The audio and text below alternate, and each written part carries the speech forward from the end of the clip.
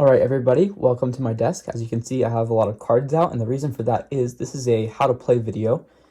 This is an updated version of the old how to play video that will hopefully help you understand how to play my game for the playtesting event tomorrow. This video is focused on each of the different card types and what to do, what they do, and what you can expect from them.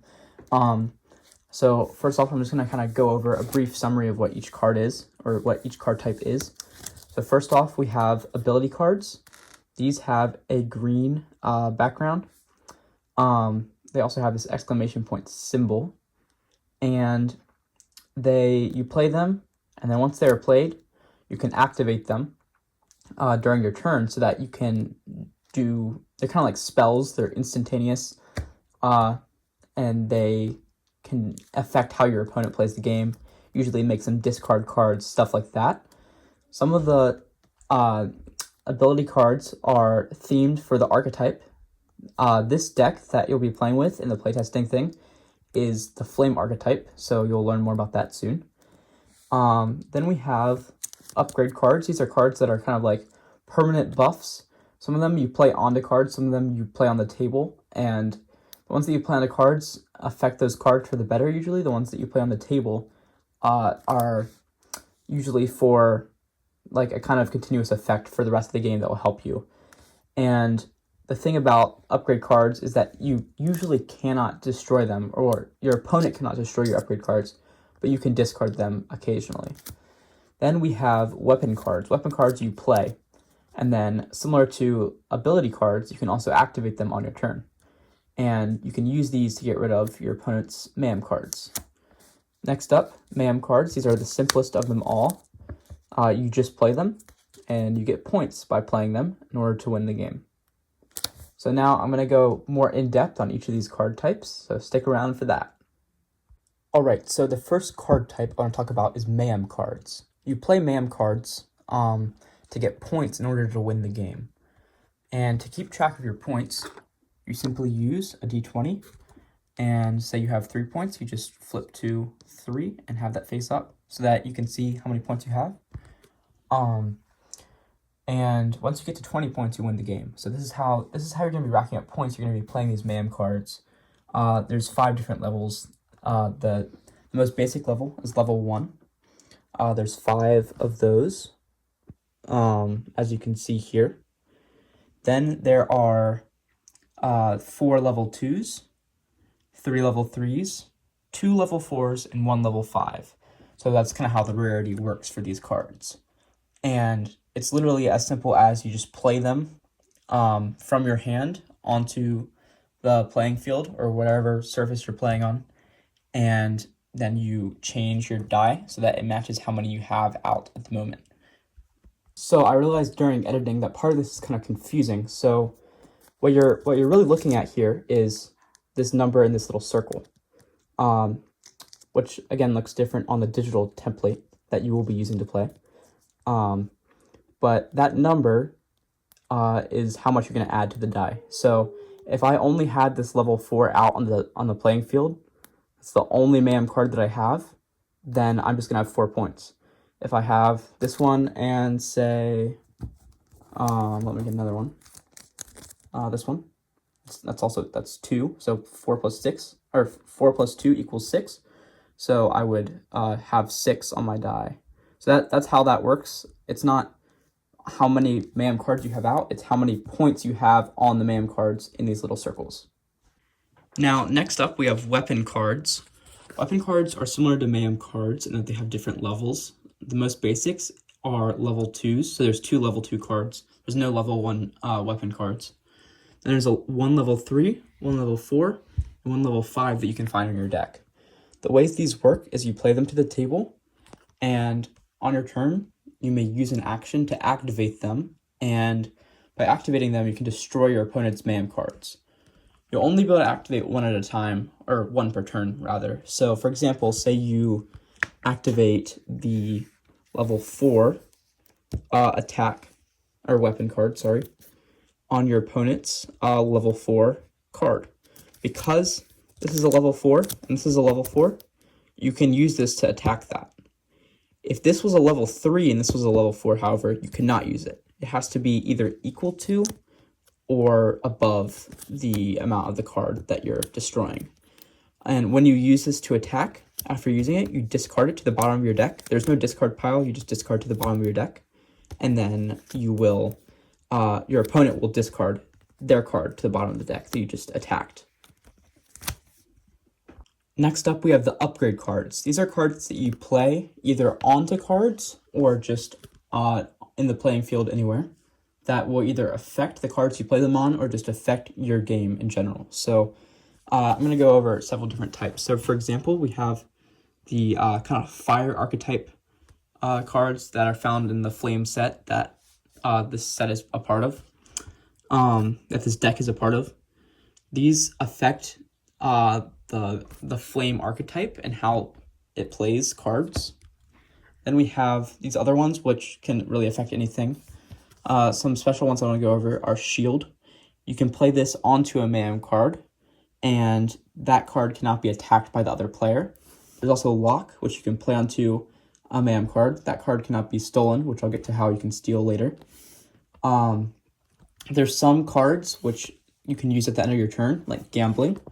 At the end of your turn, you may choose to discard a card and then draw a new card. Some of these others you also play onto other cards, like Poison, you play onto any attack card. Metal Vengeance, which was reworked to just Vengeance, I think, you play onto a mayhem card. Then these two, this is the Totem of the Elements. Basically what this does is whenever you activate an element card, you can immediately draw and play one card, which is great. So, but this is powerful, and I think it will be a staple in most decks, no matter the archetype.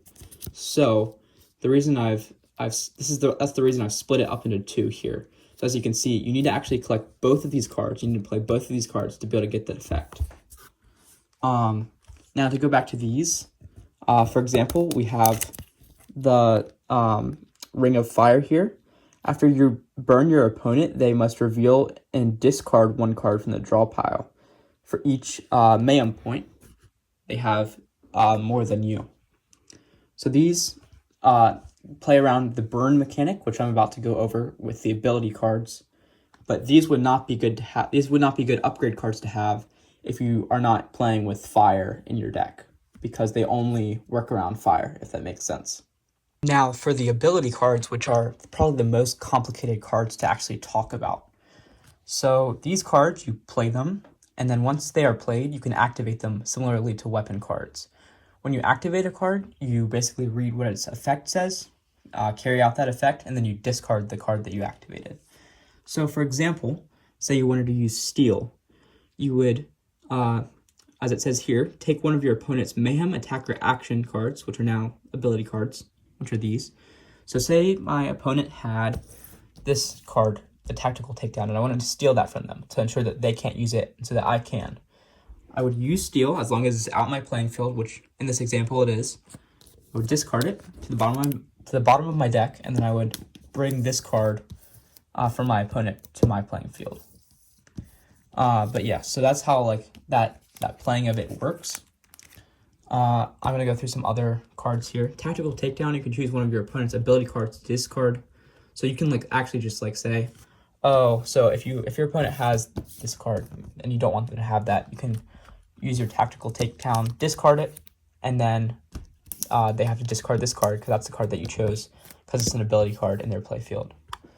Now to get to the fire archetype, there's basically all these burn cards. When you play a burn card, there's 10 of these actually, your opponent has to discard one card in their play field. But the thing about that is they can choose which one they want to discard. You don't get to choose that. But what's cool about these cards is you don't just play them one at a time. Well, you do play them one at a time into your play field. But when you activate them, you can activate as many of them as you want that are in your play field. So if I have like 4 of these in my play field, I can activate them all at the same time because they are stackable. And that means if I activated 4 burns, my opponent would have to discard 4 cards. It's as simple as that. Except they get to choose which cards they want to discard. And it can be any cards in their playfield of their choice, including upgrade cards, which can normally not be discarded in any way. So that's how the burns work. That's kind of the whole mechanic of this deck. It's kind of unpredictable, but it's very powerful because you get to make them discard a lot of cards, but it's also unpredictable because you don't get to choose which cards to discard. Except for with Fireball, if you have at least 2 burn, see this lock symbol, that's what that means. You have to have that requirement before you can use this card. You can choose any non-upgrade card in your opponent's playfield to discard. It's like Tactical Takedown, except it is more than just ability cards. Then we have like the Backfire here, which if your opponent has burns, and a lot of them, this is really bad. Your opponent has to discard all of their burns in their playfield, and for each burn that they discarded, they have to discard another card in their playfield. So super bad if you get hit by that. And probably even worse is Traitorous Flames, which in this case, you get to steal all of your opponent's burn cards, bring them all over to your side. And if you already have like 10 burn cards out there, and you get 10 from your opponent, which would be the max, by the way, then you would just be able to make them discard 20 cards, which is actually insane. And it's actually rare, probably, that you'll get 20 cards out onto the field. So that would be pretty disastrous if you got struck by that. So that's kind of how these work. Again, you play them, and if they are out on the playfield and you have met all the requirements for cards, only these 2 cards have requirements, then you can use them, and by using them, you discard them to the bottom of your deck, and then you carry out their action. So that's how ability cards work. I hope this made a lot of sense. I decided to split this video up into 2. Originally, I was going to have the how to start the game, how to end the game, and your turns as part of this video. Now I'm going to have that as a separate video so that it uploads faster and I can have enough time to work on other stuff that needs to get done today. So I will see you in that video, and I hope this video helps you to understand how to play my game. Also, as you can see here, I'm now doing featured cards in the background. I thought that would be a cool thing to do, is show off cards from random games in the background of my videos. So yeah.